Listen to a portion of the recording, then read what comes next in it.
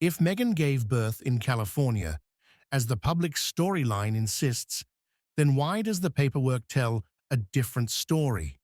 Why does a royal child's first legal document point to a state she wasn't supposed to be in? Was there a mistake? Was there a switch? Or was this document not what people were told it was? No matter what the truth is, the code exposes one thing with absolute clarity. The official story and the official numbers do not match. And when numbers don't match a royal birth, that is when the real questions begin. But paperwork wasn't the only thing that raised eyebrows. People close to the story noticed another strange detail. One quiet, one easy to miss, but impossible to ignore once you see it. The doctor who allegedly delivered Lilith closed her practice just 2 weeks after the supposed birth. No interviews, no statements, no follow-ups, no confirmation that she was present, involved, or even connected. She vanished from the professional landscape like someone stepping out of a photograph. Doctors who deliver royal babies don't disappear. They don't walk away from careers at the exact moment their name becomes part of global history. They often become more visible, not less. So again, why here? Why this doctor? Why this moment? Sources familiar with medical record procedures suggest that if a doctor is involved in a highly confidential birth, they may later be advised or encouraged to limit public exposure. But disappearing entirely, that is not standard secrecy. That is someone removing themselves from the narrative entirely. And when the doctor steps away, the paperwork shows anomalies and the statements avoid the word delivered. A picture starts forming, a picture that does not match the fairy tale version presented to the world. If you want to know the truth about a household, you don't ask the guests. You ask the people who see everything, the staff. And according to a maid who worked inside the Montecito home during the months Meghan was said to be heavily pregnant with Lilith, the reality inside those walls did not match the story outside them.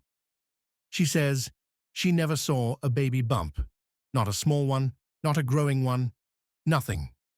She claims Meghan moved normally, dressed normally, and carried out her daily routines without any signs of late-stage pregnancy.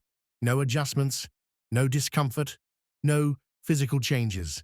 Nothing that suggested a baby was due within weeks. But the moment that shook her came later. She watched the Netflix documentary and saw Meghan with a dramatic, perfectly shaped pregnancy belly. One she says she never witnessed once while working inside the home. Her reaction was pure shock because she believed genuinely that Meghan was not pregnant at that time. She reportedly thought the baby she had seen later was the first child, not a newborn. Why leave out the one sentence that proves everything? And according to Tom Bauer, the reason is chilling. That sentence could trap Meghan legally, publicly, and historically if it were proven untrue. This wasn't an editing choice. It was a shield, and Meghan wasn't the only one hiding behind it. If Meghan's statement was strange, the palace's response was even stranger. Buckingham Palace, one of the most disciplined communications machines on Earth, released their own announcement. And what did they write? Not the Duchess of Sussex has delivered a daughter. Not Meghan gave birth to a baby girl. No, they copied Meghan's wording almost exactly. The Duke and Duchess of Sussex have welcomed a daughter for an institution obsessed with precision. This was a quiet earthquake because the palace doesn't follow other people's wording. People follow them. So why did they choose this moment, this birth, to suddenly stop confirming a royal mother's delivery? Sources close to royal protocol say this was not an accident. This was Buckingham Palace protecting itself. If it turned out that Meghan did not give birth, the palace could say, "We never said she did." No liability, no legal blowback, no public scandal pinned directly to them. When both sides of a story choose the same vague language, that is not coincidence, that is strategy.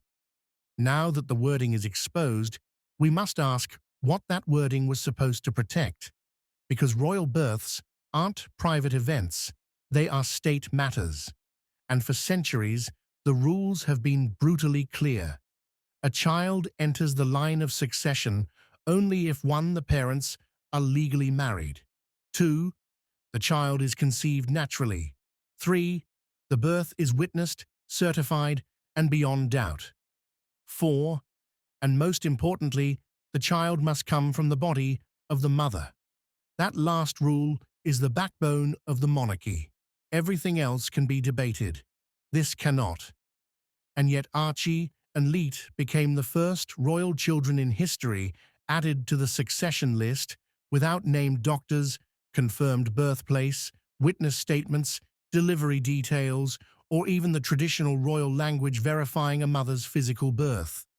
This is not a small oversight. It is a procedural collapse, one that royal experts say should have stopped the entire process until proof was provided. Instead, everything went forward quietly, quickly, and without a single question allowed.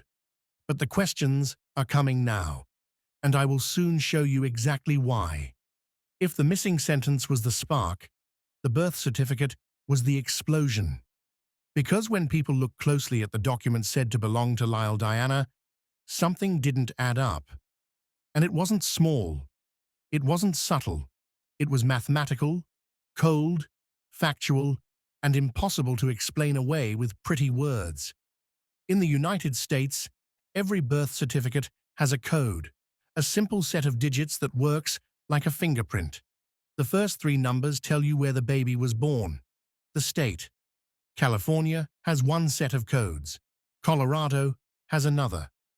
But the certificate connected to Libet, it did not carry a California code. It carried a Colorado one. And the moment that discovery was made, everything shifted because birth certificates don't lie. They don't guess. They don't relocate themselves magically across state lines. On top of that, the remaining digits showed something even stranger.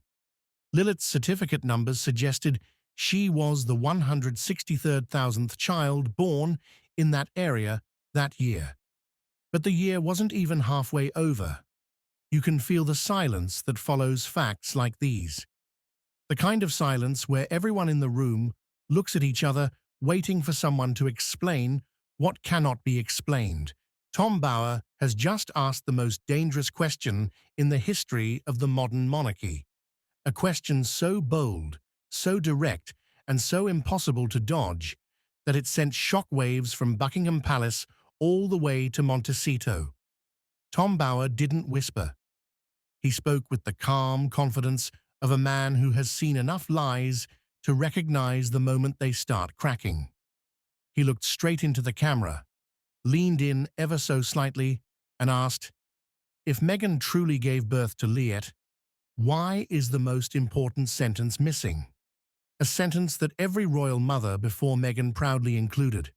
A sentence that confirms, protects, and legally secures a royal child's place in the line of succession, and yet it was removed. Guys, if Bower is right, if that missing line was deliberately removed, then the truth behind Lilith's identity is far more complicated, far more guarded, and far more shocking than anyone ever imagined. This is where the story begins, with one missing sentence and a truth someone desperately tried to hide. And listen, if at any point you feel confused or all of these sounds too unbelievable to be real, stay with me because I'm about to break down one of the biggest exposés of our time step by step, so clearly and so powerfully that every missing piece will finally click into place. Now, when a royal baby is born, there is a line, just one line, that carries hundreds of years of tradition, duty, and legal certainty. It is simple. It is clear. and it has appeared in royal birth announcements again and again. The Duchess of Sussex was safely delivered of a daughter. But when Meghan Markle announced the birth of Leah, that line never appeared. Not once, not even hinted at. Instead, her statement said something very different. "We welcomed a daughter." That sounds sweet, but to anyone familiar with royal protocol, it is a red flag the size of Buckingham Palace. Because without the phrase "safely delivered," there is no confirmation that Meghan actually gave birth, no mention of labor, no mention of doctors, no mention of who was in the room. When someone avoids saying something that simple, that expected, and that necessary, you must ask why.